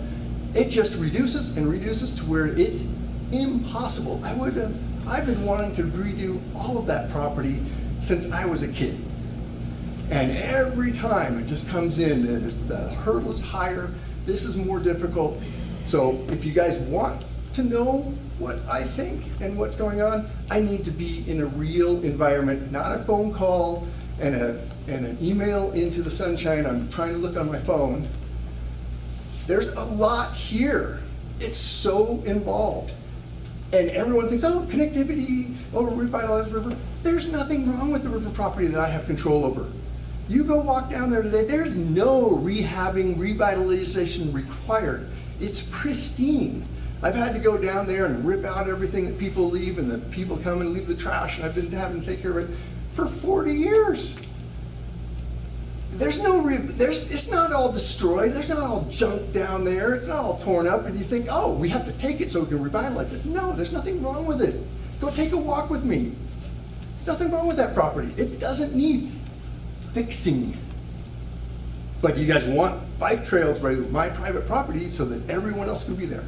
So there's a lot going on here. I would love to have done this. I would love to have done it 20 years ago and had the ability to have some flexibility in the planning so that I can have a few other things other than the ugliest, dirtiest industrial that anyone will allow. I think I've made most of my points. I would love to work with somebody that's going to listen. I talked to him, and what you made was 100% opposite from what I wanted, because I wasn't there to talk about the drawing. The drawing was just there. How do you like it? I hate it. Thank you for, we will continue this conversation. Thank you for being here. Thanks for your comments. Other public comment? Seeing none, I'm going to close public comment, and we will move to discussion. Are we going into update? No, I think there was discussion on the presentation. Okay, oh, presentation, yes, I'll go back to it. Thank you. Jan? We're not gonna have discussion. No, we are. Okay. Jan had started a comment, so. Yeah, pull up my notes.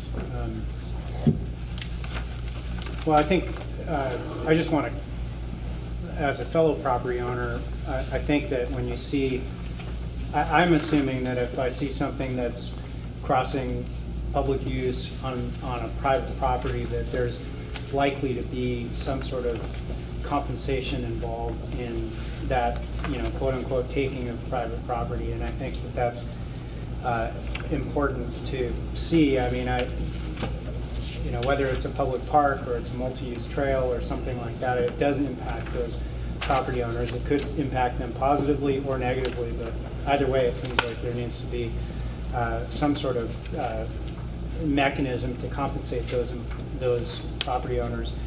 I just wanted to highlight in the presentation there was a 75-foot setback on a 100-year floodplain. That really only impacts the property I manage and the neighbor's property, and it's pretty significant. Spots in it for sure. It's pretty significant. Well, it used to be your property, Yeah. yes.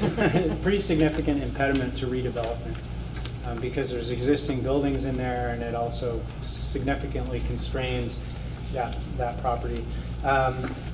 The other thing that actually Greg had mentioned is that I feel like you'd have to really be charging more than $2.60 per square foot on a triple net basis to build in today's environment. I'd be curious to really look at those numbers, but it seems like closer to $5 a square foot to actually make it pencil at a 10% return is what I'm calculating. So, but anyway, I think that that's just all I have. We have an excellent example in this community of industrial development that seems to pencil. So, I mean, I think Where's that? we need to learn from, I'm talking about Pioneer Center. Oh, and that pencils out? Clearly it does, but I'm just saying we But need it's examples. not very industrial. But it doesn't pencil out for somebody doing what I do. Right, it seems I like mean, it it's really more doesn't. office retail than it was intended. There's not much industrial there, which I think we also need to learn from. That was the intention of it, but that's not where it ended up. Well, we could blame the town for that, but I'm saying it is an industrial complex. It has industrial uses there, and he has made it financially feasible, apparently.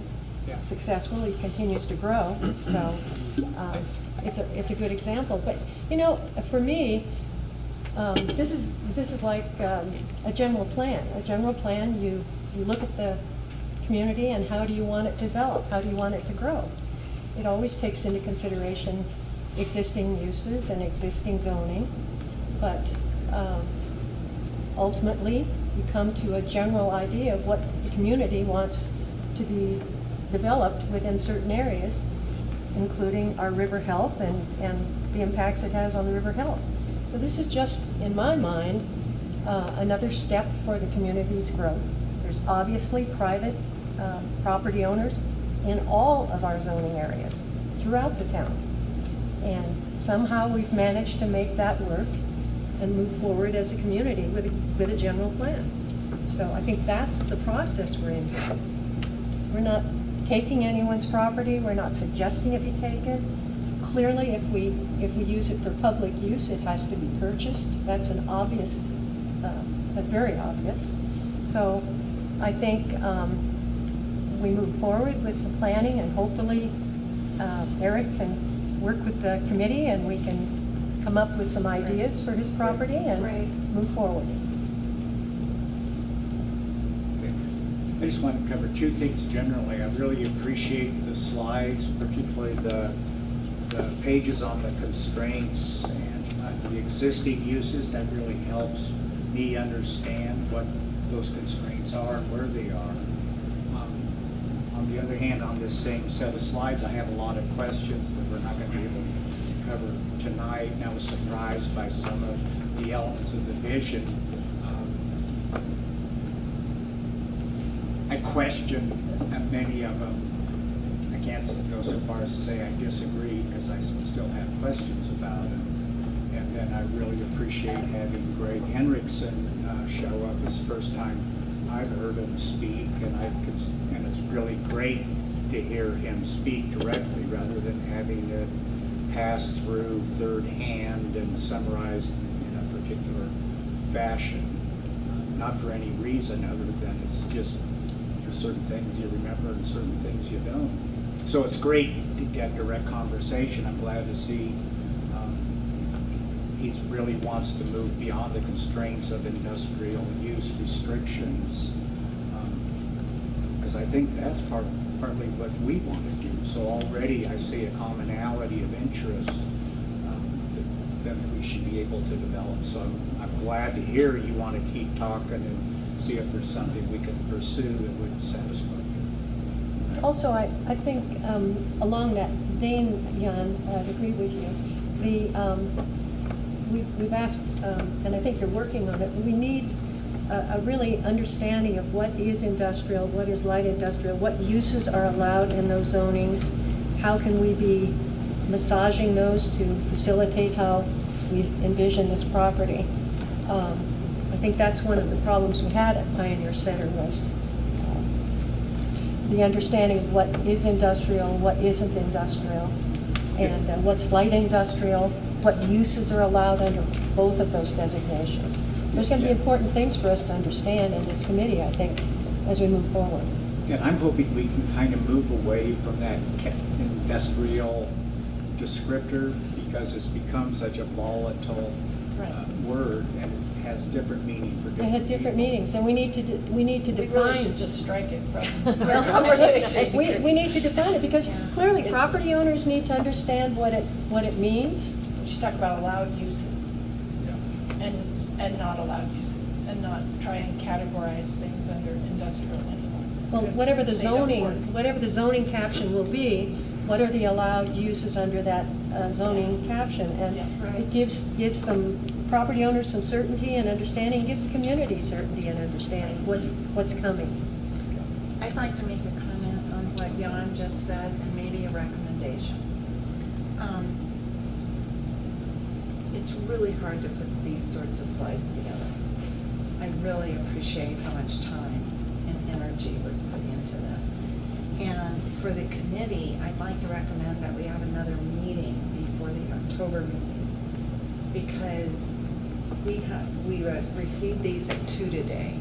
I didn't have time to look at these. I'm not sure how many other people, and we're making pretty grandiose comments based on a slide deck that I don't think we've been able to study thoroughly as a committee. And I think there's lots of discussion, and I just want to thank you too, Greg, for being here. I couldn't hear you. Oh, I'm sorry. But I can hear really you want to now. thank you for being here. It's really important for this committee to hear from the property owners directly. I have one short comment if I can.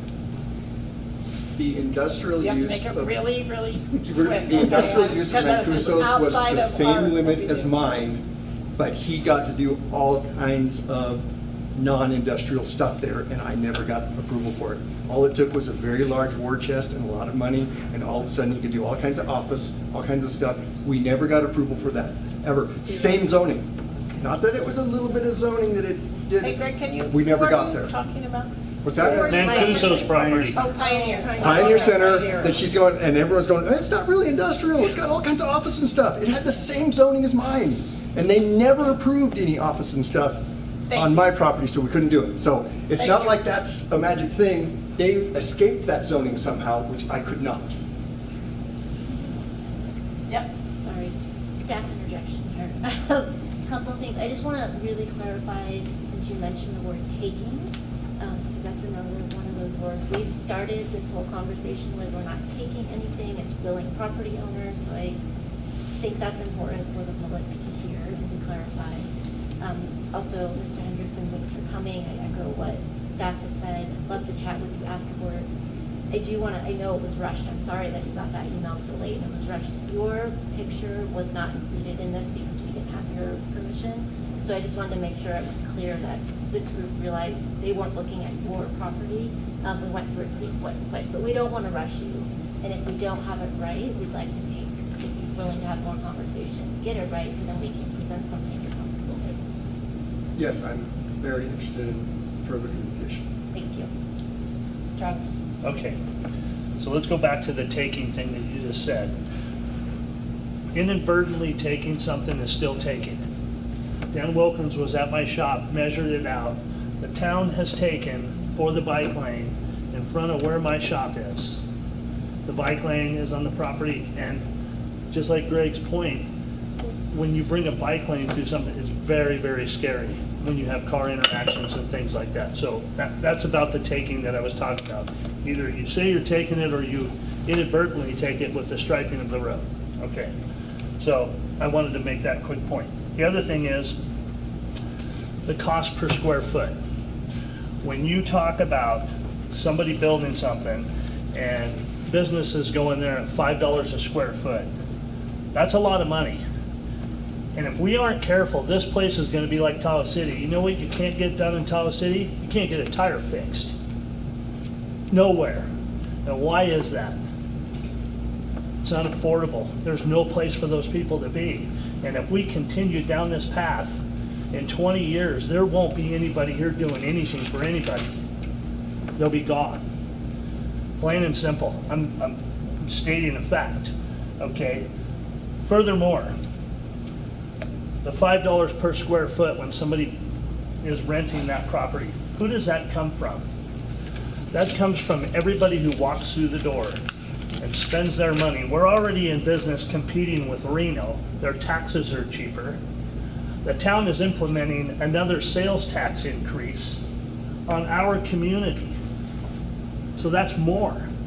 So where does it end? It doesn't. It just keeps going up and up, and pretty soon nobody can even afford to live here now, and it's going to get worse. Sorry, I'm raining on your parade, but it's reality. I don't see it happening with the costs of everything. And purchasing people's private property, where's that money coming from? The taxpayer? Yes, that's where it's coming from, the taxpayer. Sorry, that's all I have to say. So I do think we need to be really careful about being, we're not implementing a tax, it's out. Well, you guys are going to the voter for higher tax, But right? we don't just get to say we're gonna increase the sales tax, that's. Are you going to the voter for an increase in sales tax? It's on the ballot. Okay. I just think it's important to be very. Well, it's already, careful we're already about higher being than factual. everybody. I mean, she's selling clothing and it's gonna be hot, potentially could be higher. Other discussions, I think there was a comment about another sub-meeting in between schedule-wise. Sorry, Stephanie, you're saying a subcommittee meeting or another meeting of the? Another mid-interim. No, my idea was, however we do it, I think it's really important that this committee has time to look at these slides, digest them, really react to them. We all had 3 meetings that we put things together. We really haven't synthesized those or processed how they might fit together. And this is important. And so however we get together, I don't want to wait till the next meeting, because we have about 3 more meetings to D-Day. I'm serious. No, Three more meetings to what? To D-Day, till the end of the year, till this committee's done, and we have to accomplish something, you guys. We have to. So I'm just nervous that we're moving forward with, like I'm interested in Lindsay's thoughts and more from Corey and people that we haven't heard from on this committee. Let's, maybe we can, as the executive, debrief and come up with a strategy for that. That'd be great. And distribute that to the committee. That'd be great. Thank you. I agree, it's a lot to digest. Yeah, thank you for putting it all together. Really appreciate it. We just need time. God's pointing at me, that's why I'm laughing. Can I just also, I know you're gonna put together an idea, but the elephant in the room of, do we need to plan that there will be more time before we put the plan together in December? I think we've always known this was a very fast timeline, and the great conversations, great input. You know, I know we've got a consultant on board and whatnot, but being conscious of, instead of rushing things, making sure we're giving space and time to do things right. So that is another option too, rather than squeezing in more meetings. Do we need to plan that we need to lengthen this process in some fashion? And the consultant cost could be the same, whether if you add meetings versus adding months. Valid. So I'm not sure December is a drop dead date. I think when we finish our work with expediency. I assume we'll need to go back to the council to approve an extension of the contract. Is that how that would work? Yeah. Okay. I think we should have more discussion about that with this committee.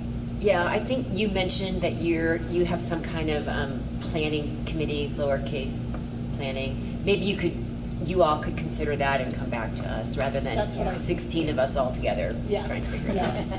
Yeah. We have a meeting planning meeting. Yes, exactly. Totally. It does start to get surreal. Yeah. It's all good. I'm going to move into action updates unless anybody would like to.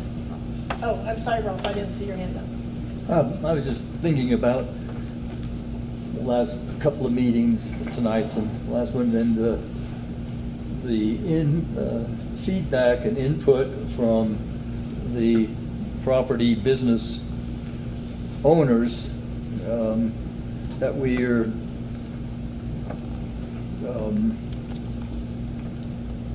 kind of opening up a lot of questions, I think, and I don't know what the possibilities are, but there's some interest of having a meeting or more with the property owners and all together to really discuss these fears and concerns and that I keep hearing. And it's all property owners, which is the majority of the property along the river corridor. So I don't know how possible that is, but Eric's there. If I could just manage that expectation a little bit. I mean, Aaron has spent 10 to 12 contacts per property owner just to have a telephone conversation. So I think it's great if some property owners want to come and start to participate in the public, but they have an avenue to have discussions. And I just don't want this committee to be thinking that we're going to get 10 property owners to show up, because we can't even get a phone call return. Well, I'll say, so one, I've tried to have as many conversations in person as possible. Yeah. So we've made that effort. And I'll say that there's at least 5 of them in the room today. Yeah. So we're part of the way there. I'm not saying it would be impossible to set up a little focus group like that, but it all depends on what this committee wants to provide in terms of direction and what needs to be done to get the necessary input. That guy's really good at his job. Whatever it is, he's really Appreciate good at that, it. Travis. That's very good. How about we take that as well in our planning group? Planning meeting? Yeah. But we will take that under, and we'll come back with a recommendation on that as well. Thank you. Moving on to action team updates. River Health and Action Team, Lisa? Yeah, so we're continuing to meet and we're continuing to gather information. We have a preliminary set of ideas and feedback, and you saw the placeholder on the various maps and the slides today. And so I realize we continue to have a disconnect with the overall putting together of the maps and the documents with the work that our committee's doing. So I think maybe Carissa and I and Taylor can work on trying to get that reconnected a little bit better. But just to say that generally speaking, the maps that we saw today, which we didn't have a lot of time with, I get that, but the maps that we saw today, generally speaking, reflect a lot of the site-specific considerations that the action team's been going over. And then we have another category of, I'm gonna call it feedback at the moment, I'm not sure, it's not to the point of recommendation, so I'm not gonna use the word recommendations, but we have another category of feedback that, for example, might be around stormwater management in our action area. So we're not going to pick out sites and say, these 5 sites need better stormwater management, but something will come forward from us about a lift even beyond what's being done now around stormwater management. I think I'll call it good with that. Thank you. And Community Economic Vitality, Jeff. Yes, what a great conversation tonight from everyone. It's just been fantastic. A lot of what the Economic Vitality Action Team has been doing, we've been working with parents. I mean, this really was kind of the output of what we've been doing, and we got to hear it tonight, so really exciting. What we are talking about next, we haven't discussed it. It'll be in 2 weeks when we do our action team meeting as a future agenda item. Is looking at the opportunity of working either by category or with willing landowners to what would beta properties or catalyst projects look like, to how could we unfold that to take concrete actions and from the visioning with willing landowners, and there's a number of them that are depicted up here. We heard from one tonight, but to have the real conversations face to face, like let's have a real conversation about what this could look like. So it's a future agenda item. We have not fleshed it out, so there's not discussing it. There's nothing for action, there's no recommendation, but that's where we're going next to, I think, take the body of work that's been done to date and turning it into some concrete actions to present to here, to maybe take to town council to really do something. That's my thing. Okay, we're done. See more. I would like to open for public comment on those 2 items and committee comment as well. I don't know what the public comment is on. That, just what you heard just now on the river and health and access action team, and on the economic vitality action team work. I guess I have a small comment.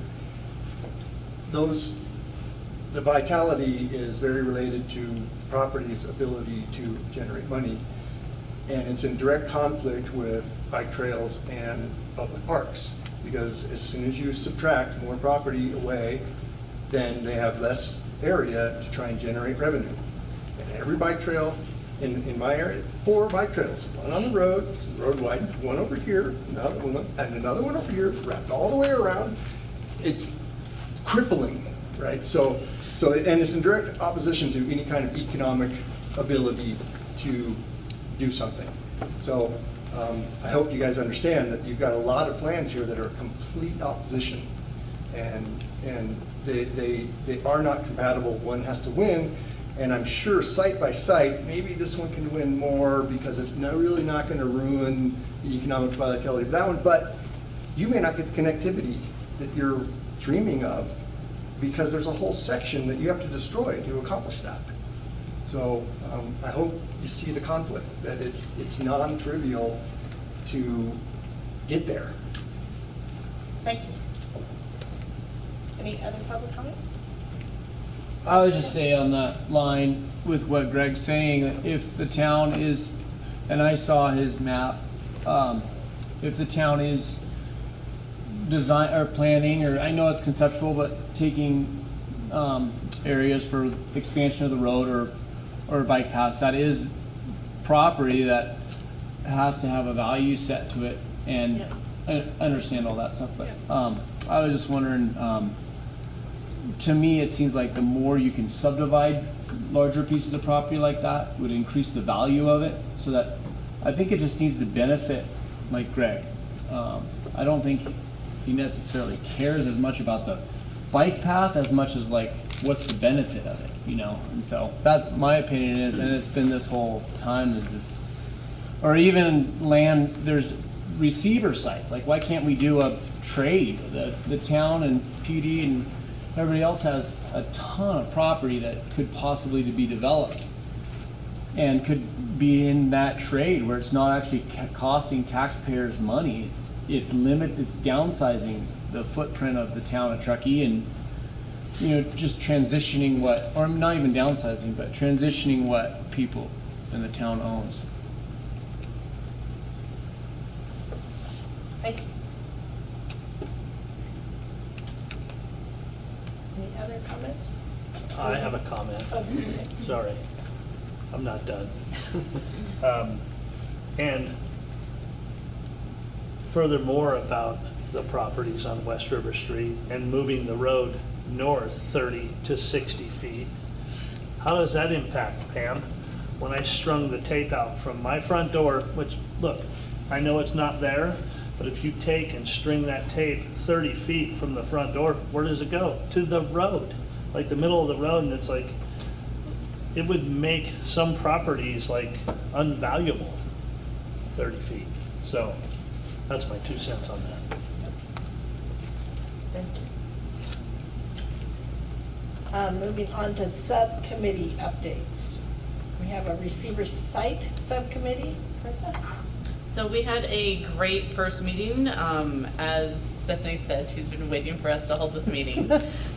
So we included Brian from the PUD and Richard from TTSA, and Stephanie joined us, and Jeff from the airport. Kind of laid the groundwork of where all our special districts and agencies, where their perspective is from their boards. Also realizing that we are in an election year, and so some of these boards may have different perspectives by this time next year or early next year. So we started laying the groundwork, asked the questions, asked what the different agencies and districts are looking for, what their motivations might be, what types of lands they may have available, and scheduled our next meeting and had some action items in between. So we're just starting this process, but it's starting the conversation with the agencies that have the vested interest and those who want to be a part of it. Anything to add? Jessica Penman was. Oh yes, Jessica was there. Yes, from the chamber. Great. I'm excited that you guys are met and moving forward. Any comments on that? Okay. And on to the engagement and outreach subcommittee. Yes, so we are looking, as we look forward, and I think our planning group will talk about schedule, but we are, as we look forward, looking forward to another round of the community engagement, so we'd like to reconvene our subcommittee, and if people are interested in joining that subcommittee, it's open to anyone. We just can't have more than a quorum participates. So we'll have Carissa coordinate schedules, but we'll be trying to meet in the next 2 weeks. The purpose would be to talk about what the purpose of outreach would be, and then, you know, what is our metric, what are we saying we're trying to achieve in terms of community engagement. Thank you.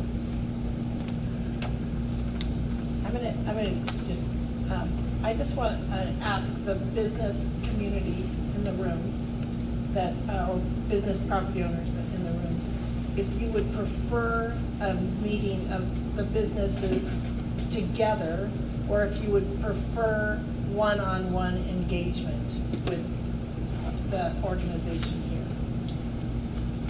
I would like everyone that we can get in the room to be there, but that seems like quite a challenge, right? It is. My schedule's gonna be one day, his schedule's gonna be another day, so it may be impossible. I think that would be the best goal that everyone can discuss, but I think it's unattainable. And how you guys sort that out, I don't know. And I can't give you, I couldn't I give you just want dates to know tonight what you that would would work for prefer. me. Logistics, we might have to work on, but Jack, do you have a preference? I think group. Okay. There's 2 votes for a group. I think you air more concerns together Okay. than you do on an individual basis, because one conversation leads to another Yeah, thought okay. process Great. going forward. I'm a group guy myself. Okay, Edgar? I'm not a business owner anymore. You are a property I owner. gave up fighting the town of Truckee, it's not worth it. Well, I Don't appreciate- give up, Edgar. My property's been rezoned dozens of times for everything, parking lot to youth hostel, everything else, so, Have they taken any property from you, Edgar? no. They lost in court and they couldn't take it. How about in front of my shop? Yeah, we've taken 20 feet there. Any other business have an opinion? But I heard group, so that helps There's me. business owners on the steering committee, Joan. Have you Yes, heard how from about them? Alicia? Oh, yeah. I don't have both. Thank you. Yes. I think, I don't have a strong opinion. I think both. I mean, I think most of the property owners have met with Aaron directly or had an opportunity to meet with Aaron, so I think a group meeting would be great. Good, thank you. I appreciate you guys entertaining my question. Any other committee updates? Seeing none, I'm going to close our meeting for tonight, adjourn it to October 1st, 5:15, unless you hear from us otherwise. Hey, Aaron, what property owners have you not been able to get hold of?